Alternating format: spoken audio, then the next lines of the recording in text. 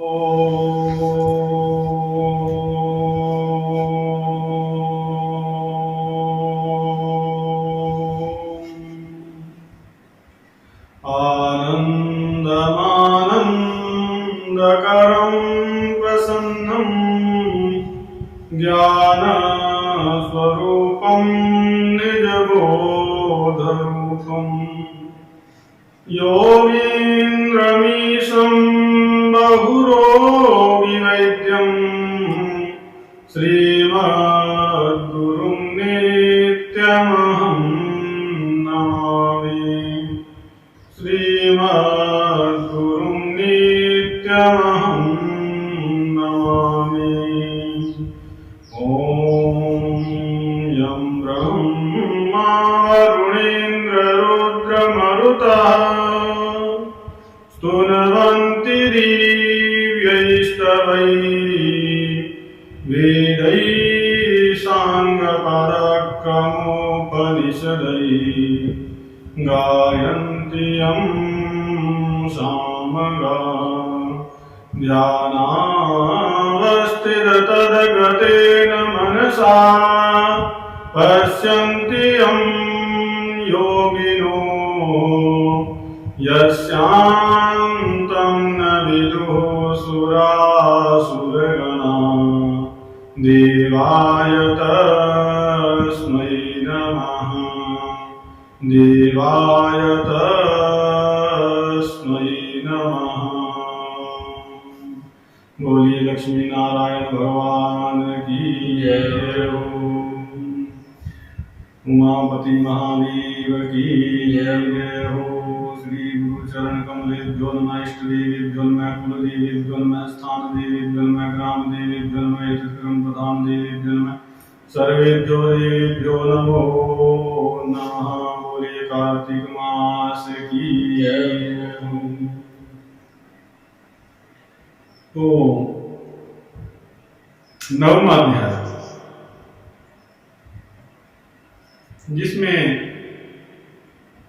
महाराज पृथु जी नारद जी से कहते हैं, हे नारद जी, यत् त्वया कथितं ब्रह्मन् व्रतमोर्जस्य विस्तरात् तत्र या तुलसी मूले विष्णुः पूजा प्रयोगिता तेनाहं प्रष्टुमिच्छामि महात्म्यं तुलसी भवं कथं साति प्रिया जाता देव देवस्य सारंगिणः। और कथम एषा समुत्पन्ना कस्मिन् स्थाने च नारद तद्ब्रूहि मे समासेन सर्वज्ञोऽसि यतो मम। हे महाराज, हे नारद जी, जो तुमने कार्तिक का व्रत विस्तार सहित कहा, उसमें तुमने जो तुलसी के मूल में विष्णु भगवान के पूजन का वर्णन किया है, सो मैं तुलसी का वो महात्म मैं जानना चाहता हूं। तुलसी भगवान को अति प्रिय कैसे हुई, इतनी प्यारी कैसे हुई?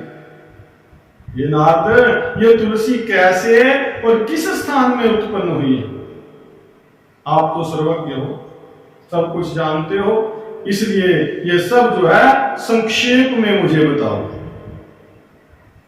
तो महाराज पृथु जी के इस प्रश्न पर नारद जी कहते हैं, नारद उवाच पुरासक्त शिवं द्रष्टुम् आगात् कैलास पर्वतम् सर्वदेवैः परिवृतो ह्यप्सरो गणसेवितः।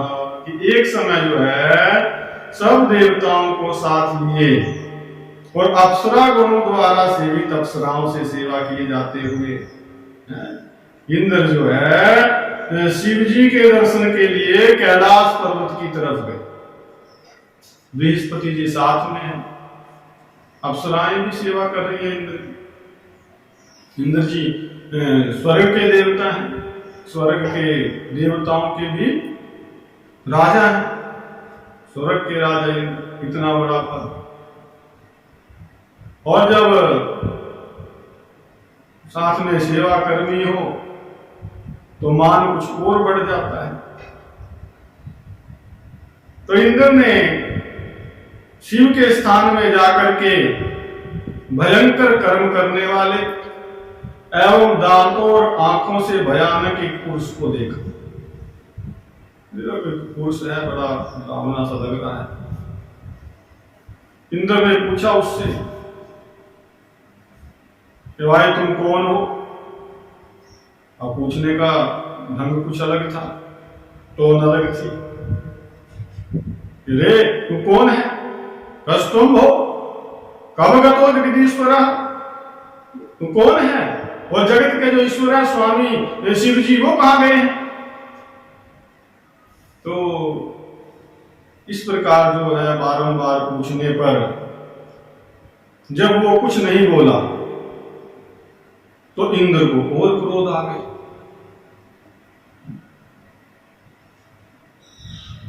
कौन है तुम? मेरे पूछने पर भी तुमने उत्तर नहीं दिया। और ततः क्रुद्धो वज्रपाणिस्तम निर्भतस्य वचनो ब्रवीत। क्या बोले वचन कि यन्मया पृच्छ्यमाना गोपी पृच्छ्यम लोपी लोत्तरम दत्तवानस्मि। मेरे पूछने पर भी तुमने उत्तर नहीं दिया। अरे दुर्बुद्धि, कौन है तेरा रक्षक? मैं भी तुझे वज्र से मारता और अभिमानवश कुछ विचार नहीं किया कि हम किस लिए आए हैं, किससे मिलने के लिए आए हैं। क्या छोटी छोटी बातों पर इस प्रकार नाराज हो जाना, गुस्सा हो जाना है, क्रोध दिखाना ठीक है? और अपने पद का भी ध्यान रखना चाहिए। और स्वर्ग का राजा ऐसी छोटी छोटी बातों पर ये कोई नमस्कार ही ना करे या कोई बात का उत्तर ना दे, इसी पे क्रोधित हो जाए, बोल जाए और मार काट पर उतर आ जाए, बात तो ठीक नहीं थी। लेकिन जो होनी है, इंद्र को क्रोध है और उसने केवल ना बोलने पर ही उत्तर नहीं दिया था उस प्राणी ने, तो इंद्र ने वज्र का प्रहार उसको। और वज्र जब लगा उस पुरुष को तो वज्र लगते ही उसका कंठ नीला हो और जो वज्र था वो भी भस्म हो गया उसके प्रभाव से। और ततो रुद्रः प्रज्वाल तेजसा तदहन्यव। और रुद्र भगवान अपने तेज से प्रकट, तेज से जलते, अपने ही तेज से जलते हुए अर्थात वो थे तो रुद्र ही। कैलाश पर जो भी कुछ है वो रुद्र ही है। ऐसे भी सारे संसार में रुद्र से अलग है क्या? रुद्र के सिवाय है क्या? एकदम रुद्र प्रकट और उन्हें देख करके अब बृहस्पति जी साथ में थे तो गुरु है, ज्ञान के साक्षात ज्ञान के स्वरूप, देवताओं को भी जो सही रास्ता दिखाने वाले, सही मार्ग पर ले जाने वाले ज्ञान के देवता बृहस्पति जी तुरंत समझ गए बात, स्वयं भी हाथ जोड़ लिए और इंद्र को भी कहा कि लेट जाओ, साष्टांग करो। इंद्र को साष्टांग के लिए कहा, लिटा दिया भूमि पर और स्वयं जो है हाथ जोड़ करके बृहस्पति जी भगवान शिव के उस स्वरूप को देख करके समझ गए कि ये जो है साधारण प्राणी नहीं है, ये तो भगवान शिव है। इंद्र को कहा कि लेट जाओ, इंद्र लेट गया, क्षमा मांगो और स्वयं हाथ जोड़ करके भगवान शिव से प्रार्थना करने लगे। 3 श्लोकों में बड़ी सुंदर स्तुति जो है बृहस्पति जी ने किया भगवान से। क्या? नमो देवाधिदेवाय त्र्यंबकाय कपर्दिने त्रिपुर घनाय सर्वाय बलो अंधकनिषूदिने विरूपायातिरूपाय बहुरूपाय संभवे ज्ञान विध्वंस कर्तरे वै यज्ञानां फलदायिने। कालांतकाय कालाय कालभोगीधराय च नमो ब्रह्म शिरोहन्त्रे ब्रह्मण्याय नमो नमः। ब्रह्मण्याय नमो नमः। हे देवताओं के अधिदेव, हे देवों के देव, त्रिनेत्र तथा कपर्दी, आपको प्रणाम। हे त्रिपुरासुर का नाश करने वाले, सर्व तथा अंधक दैत्य को मारने वाले, आपको नमस्कार है।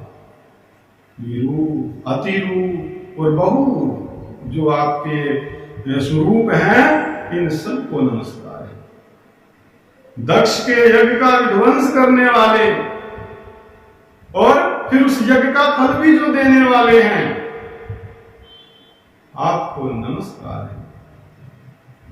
कहा कि काल का नाश करने वाले और स्वयं जो काल के स्वरूप भी, काले काले सांपों को धारण करने वाले और ब्रह्मा जी का भी सिर छेदन करने वाले, अगर कोई त्रुटि करे, चाहे वो ब्रह्मा भी क्यों ना हो, सृष्टि को बनाने वाला, उसको भी दंड देने वाले,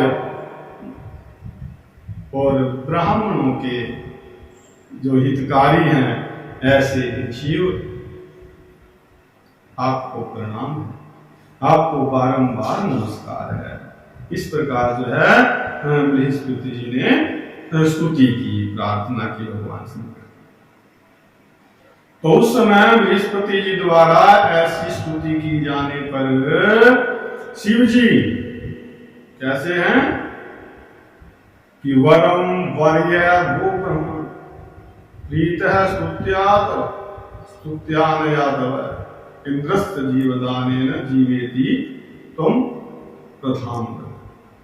शिव जी त्रिलोकी को जलाने में समर्थ हैं, जो उनके नेत्रों की अग्नि है, जो तीनों लोकों को जलाने में समर्थ है, उस अग्नि को शांत करते हुए बोले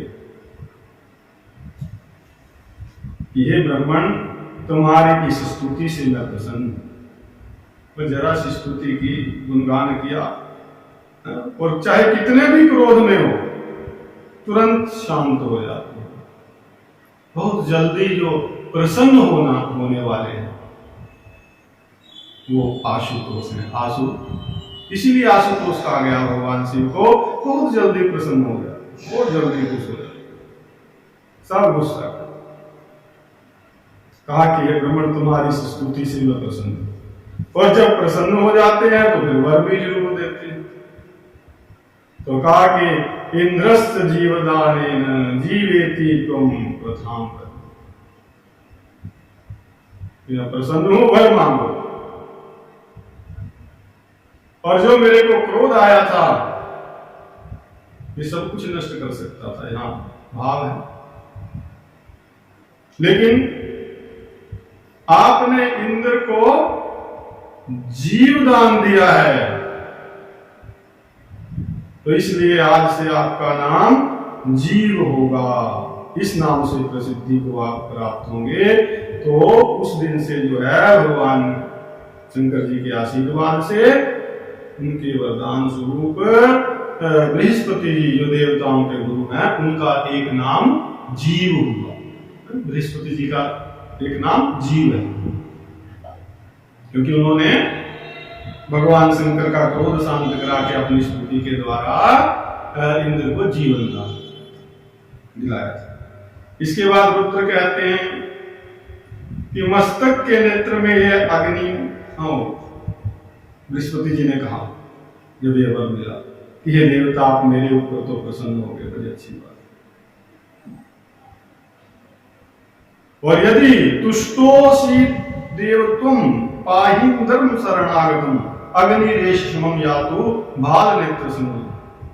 ये देव, यदि आप मेरे पर प्रसन्न हो गए हैं, तो ये जो आपकी शरण में आया है शिष्य है ना बृहस्पति जी, इंद्र जी, भाई इंद्र की भी रक्षा करें। और जो आपके मस्तक से मस्तक में स्थित जो नेत्र है, तीसरा नेत्र, इससे जो ये अग्नि निकली है, इसको भी आप शांत, ये अग्नि आपकी शांत हो जाए। रुद्र कहते हैं कि पुनः प्रवेश मायाति बाल नेत्रे कथम सिखी, कि मस्तक के नेत्र से भाई ये जो अग्नि है निकल गई है, अभी दोबारा तो कैसे इसमें प्रवेश कर सकती है। हाँ, एतत् क्षिप्यामहं दूरे यथेन्द्रम नैव पीडयेत्, ठीक है, मैं इस अग्नि को जो है आज दूर फेंक देता हूं, जिससे कि ये इंद्र को पीड़ा ना दे सके। तो उस समय तो भगवान शंकर ने इंद्र की इस प्रकार रक्षा की, उस नेत्राग्नि से, क्रोधाग्नि से, उसको जो है फेंक दिया। शिव जी ने कहां फेंक दिया? शिव जी ने ऐसा कह करके इत्युक्त्वा तं करे धृत्वा प्राक्षी पल्लवार्णवे सोपते सिंधु गंगायाः सागरस्य च संगमे। ऐसा कहकर भगवान शिव ने अग्नि को अपने हाथ में लिया ऐसे और खारे समुद्र में फेंक दिया, और वो अग्नि जो थी फिर गंगा सागर में जाकर के, जहां गंगा जी सागर में मिलती, उस स्थान पर, और वो अग्नि, उस अग्नि का क्या हुआ? अग्नि देवता है, वो अग्नि देवता बालक का रूप धारण करके रोने लगे। तावत्स बाल रूपत्वम् आगत तत्र रुरोध च रुदतस्य शब्देन राकंप धरणीमुः। कैसी रोया कि रोते हुए उस बालक के शब्द से समस्त धरती जो है बारंबार कांपने लगी। इतना रुदन, इतना भयंकर शब्द उसके रोने,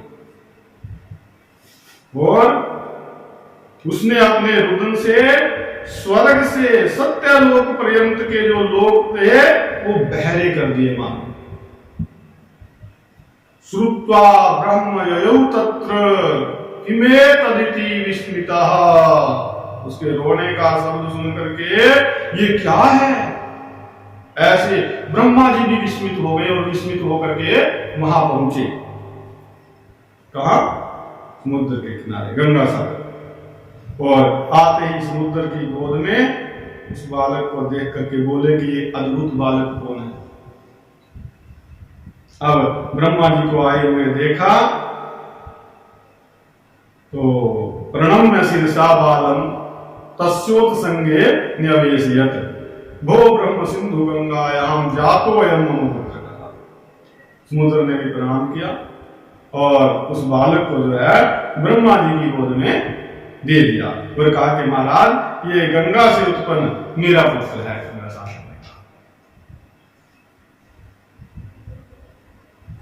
अब जात कर्मादि संस्कारान पुरुषवास्य जगद्गुरु, ये जगत के गुरु, इसके जात कर्म आदि जो संस्कार है अब आप लोग कीजिए।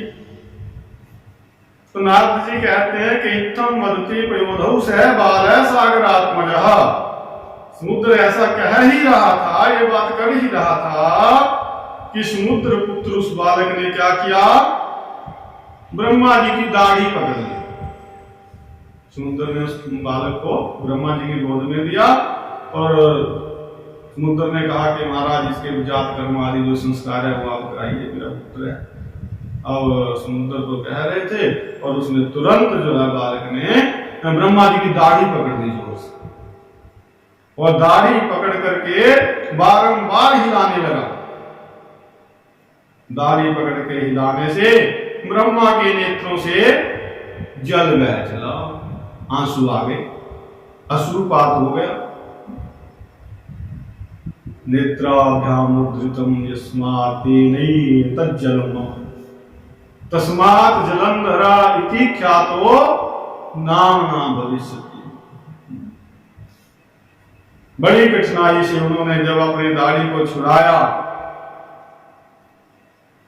और फिर ब्रह्मा ने कहा दाढ़ी छुड़वा कर, ओहो इसने मेरे नेत्रों से जल निकाला है, मेरे ही आंसू निकाल दिए, जल निकाल दिए, तो इससे इसका नाम जो है जलंधर होगा। तस्मात् जलंधर इति ख्यातो नाम, इस नाम से ये प्रसिद्ध होगा, जलंधर के नाम से नामकरण हो गया उस बालक का जालंधर। और अभी वैसे तो कोई भी मनुष्य जन्म लेता है, बच्चा जन्म लेता है, धीरे धीरे काल की गति से बढ़ता है, बाल अवस्था, युवावस्था, किशोर, बाल, कुमार, किशोर, पौगंड, इस प्रकार अवस्थाएं बदलती हैं। लेकिन यहां ब्रह्मा जी ने कह दिया कि अधूने वैश तरुणः सर्वशास्त्र पारगा, सर्वशास्त्रार्थ पारगा, अवध्य सर्वभूतानां विना रुद्रम भविष्य। या भी बस तुरंत ये तरुण हो जाएगा, धीरे धीरे नहीं बढ़ेगा, तुरंत कहा और उसी समय बड़ा, और सब शास्त्रों का पारगामी हो जाएगा। और भी कहा कि रुद्र के सिवाय इसको कोई मार नहीं सकेगा, सबसे अवध्य होगा, कोई भी जीव इसका वध नहीं कर सकेगा। तो इत्युक्त्वा शुक्रमाहूय राज्येतम चाभ्यसेचयत्। तो ये भी कहा कि जहां से उत्पन्न हुआ है वहां पर फिर काल में लीन हो जाएगा।